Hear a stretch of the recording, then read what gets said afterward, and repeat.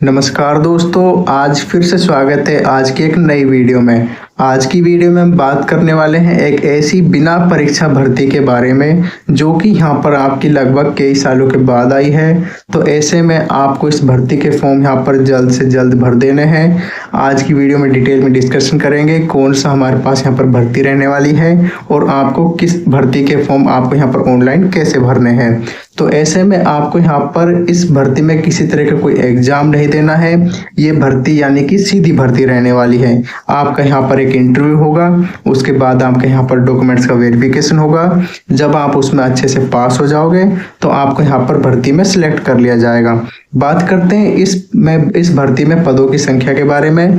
तो पद आपको यहाँ पर काफी सारे देखने को मिल रहे हैं। लगभग 36,250 पदों पर भर्ती रहने वाली है।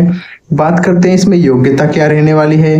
तो ऐसे में अगर आप यहाँ पर 10वीं पास हो, आप यहाँ पर 12वीं पास हो, तो भी आप इस भर्ती के लिए फॉर्म भर सकते हो। यानी कि 10वीं 12वीं में आपके यहाँ पर 33% मार्क्स हैं, आप जस्ट यहाँ पर पास हुए हैं, तो भी आप इस भर्ती के फॉर्म भर सकते हैं। तो आज की वीडियो में डिटेल में डिस्कशन होगा कि आपके पास कौन कौन सी योग्यता होनी चाहिए, आपके पास कौन कौन से डॉक्यूमेंट्स होने चाहिए, साथ ही किस भर्ती के नोटिफिकेशन की हम यहाँ पर बात कर रहे हैं वो भी आज की इस वीडियो में डिटेल में डिस्कशन करते हैं। जैसा कि दोस्तों आप यहाँ पर स्क्रीन पर देख सकते हैं, गवर्नमेंट हॉस्पिटल न्यू रिक्वायरमेंट 2025। तो ऐसे में आपकी जो यहाँ पर सरकारी भर्ती रहने वाली है वो आपकी यहाँ पर सरकारी अस्पतालों में रहने वाली है, जिसमें आपकी यहाँ पर मैं वैकेंसी की मैं बात करूँ तो आपके यहाँ पर लगभग 60,000 बड़े पदों पर ये भर्ती आई है। तो ऐसे में 2025 की काफ़ी बड़ी भर्ती निकल चुकी है।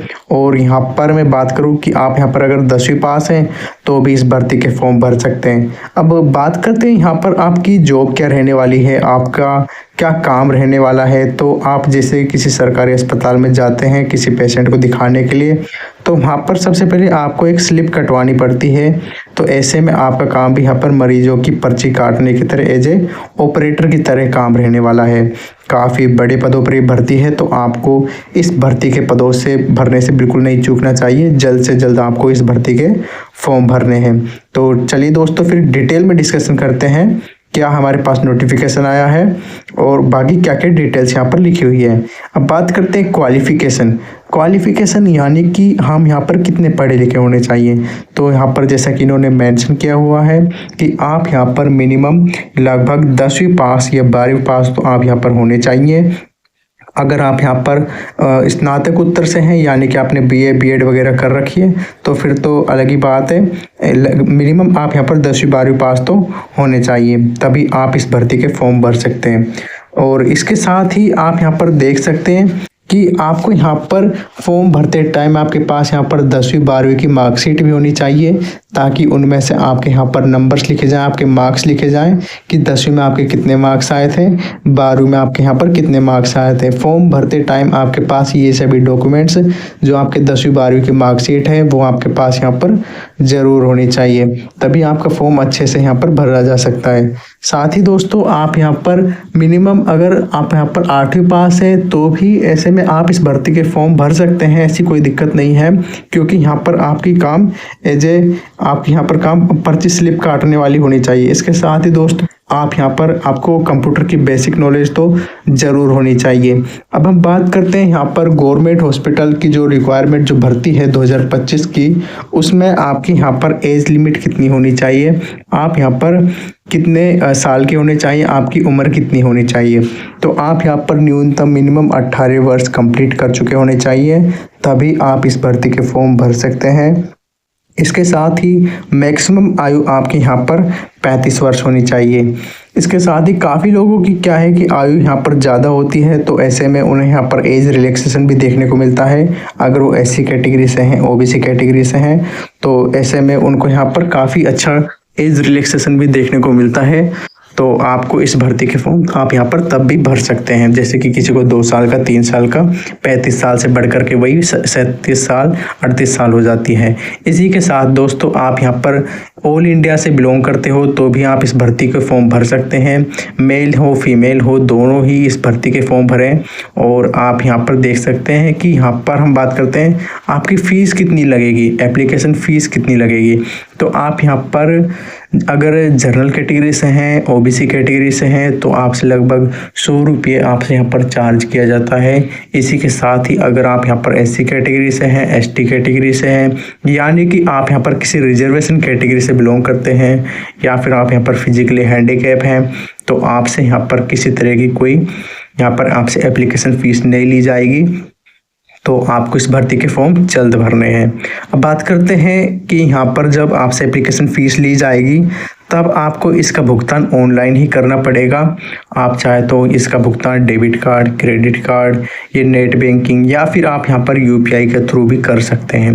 यानी कि आप अगर फ़ोन पे चलाते हैं, गूगल पे चलाते हैं, पेटीएम वगैरह यूज करते हैं तो भी आप इस भर्ती के फॉर्म के लिए आप यहाँ पर भुगतान कर सकते हैं। बात करते हैं सैलरी डिटेल। काफ़ी अच्छा टॉपिक होता है कि हमें यहाँ पर सैलरी कितनी मिलेगी। तो आपकी जो मंथली जो सैलरी रहेगी वो आपकी यहाँ पर 13,000 से लेकर के 35,000 रुपये तक रहने वाली है, जो कि आगे बढ़ कर के यहाँ पर ज़्यादा हो जाती है और आपको कई नए भत्ते और बोनस भी देखने को मिलते हैं। तो ऐसे में काफ़ी अच्छी सैलरी रहने वाली है। अगर आप यहाँ पर 10वीं पास हैं, 12वीं पास हैं, एक ठीक ठाक सैलरी वाली जॉब चाहते हैं, सरकारी नौकरी चाहते हैं सरकारी अस्पताल में, तो आपको इस भर्ती के फॉर्म यहाँ पर ज़रूर भरने चाहिए। तो यहाँ पर क्या है कि काफ़ी सारे लोगों का डाउट होता है कि हमारे यहाँ पर पोस्ट कहाँ रहेगी।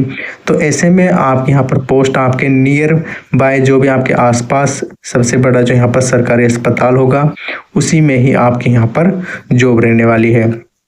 तो काफ़ी अच्छी सैलरी है आपके यहाँ पर 12,700 से लेकर के 35,400 रहने वाली है।